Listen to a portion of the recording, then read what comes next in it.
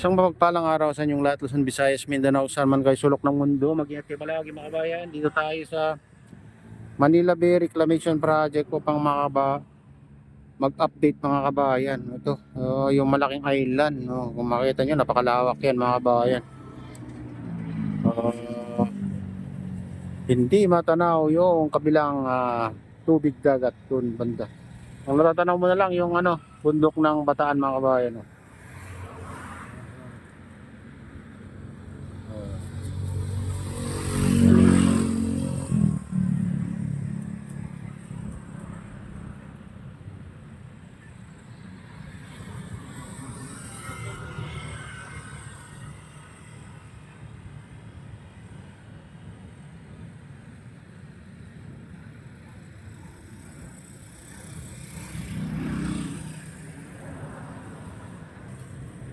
Ayan guys, yung malaking island dito banda sa tapat ng yan.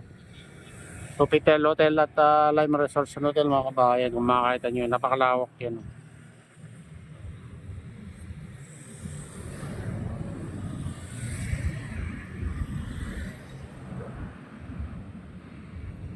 Ayan.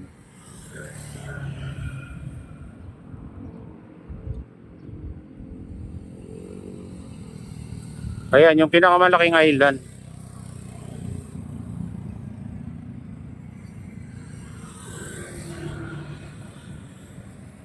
Oh.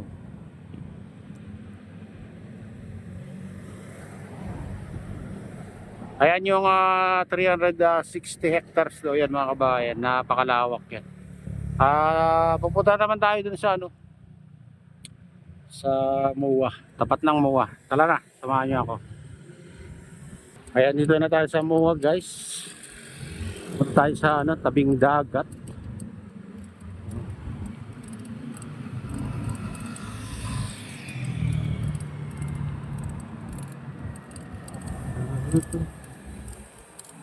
Parang nagbabadyang umulan. Ayan, dito na tayo sa MOA guys. Dito sa SeaWorld ng MOA. Ayan. Ayan mga kabayan, dito na tayo sa tapat ng MOA. O SeaWorld ng MOA. Andito yung dredging vessel. Dito pa rin siya mga kabayan. Dito pa rin siya kumukuha ng buhangin sa ilalim. Yung tinatambak niya dyan sa gitna. Yun banda. Ayan, tinatambak na dun.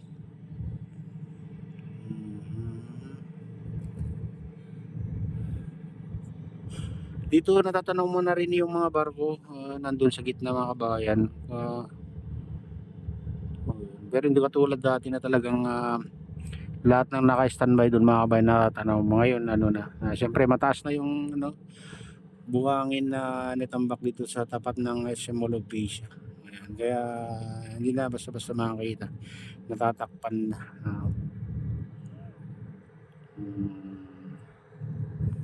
Ito pinapalalim siguro dito mga kabayan, dito banda. Kasi diretso na doon sa gitna yung tubig. Doon sa kalagitnaan mga kabayan dumadaan dyan sa tulay.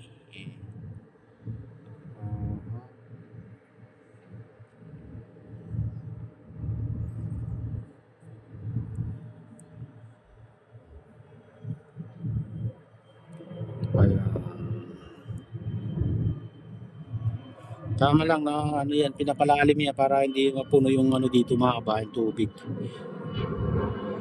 Dati mataas yung tubig dito sa mga bato na malalaki. Pero ngayon mga kabayan, umaba na yung tubig.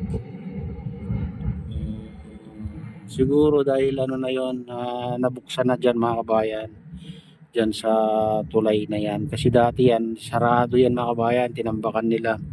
Tapos gumawa sila ng tulay, ayan, binuksan ulit mga kabayan. Kaya siguro bumaba na yung tubig dito. Ayan kasi yung tubig dyan mga kabayan, galing Baclaran. Diretso na doon sa kalagitnaan.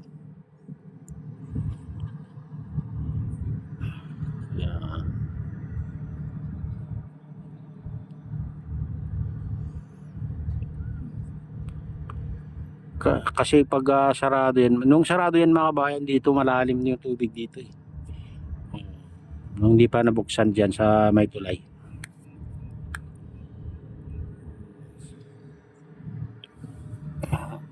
Dito naman mga kabayan, dito sa ano, banda, ito yung nasa tapat ng MOA mismo mga kabayan, yung ano dyan, yung gilid ng reclamation ay linalagyan ng ano, hindi ko alam mga kabayan no, kung semento yan nilalagay nila o ano lang, basta hindi ko alam.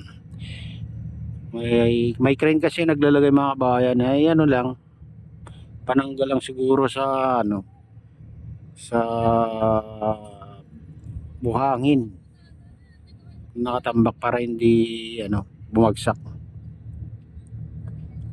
Makita nyo yun, barko na yan ng ano.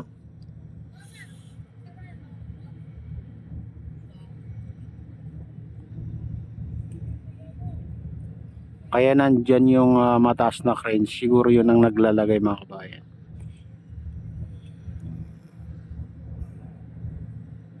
Dati ano lang, maiksi pa lang yan, ngayon ano na, hanggang dyan na oh. Baka hanggang dito, lahat dito siguro lagyan na dito.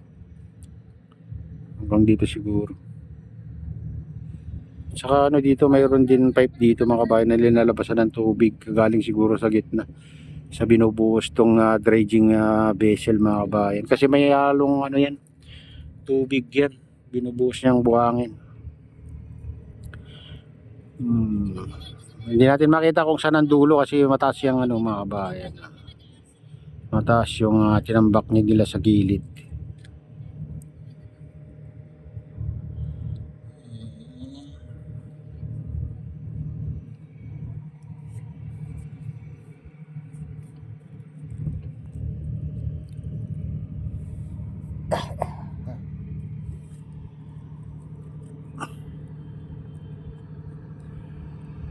Ayan mga kabayan, ito na yung latest update dito sa Manila Bay Reclamation Project. At shoutout nga pala sa lahat ng OFW, mga immigrant sa ibang bansa. Shoutout sa inyong lahat. Shoutout din sa lahat ng vloggers.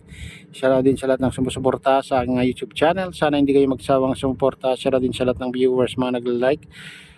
Sa subscribers, sa viewers, mega loud shoutout sa inyong lahat mga idol, mga kabayan. Saan man kayo sulok ng mundo. Ayan. Shoutout din kay Kuya Iyo, kay Adeline, kay Kuya Rex, sa aking misis. Sa utol ko dyan sa Nalulaway na si Nestor at kay Kesha, Ma'am Kesha Dam at kay Freddy, shoutout sa inyong lahat. Shoutout din sa RGP Bikers, sa Gubang Baykada, sa Golden Bikers, mega loud shoutout sa inyong lahat mga idol. Ayan. At shoutout din kay Kadeo Official. Ayan, mega loud shoutout sa inyong lahat. At pagpalain na ng Diyos, ingat kayo palagi. God bless us all. Bye.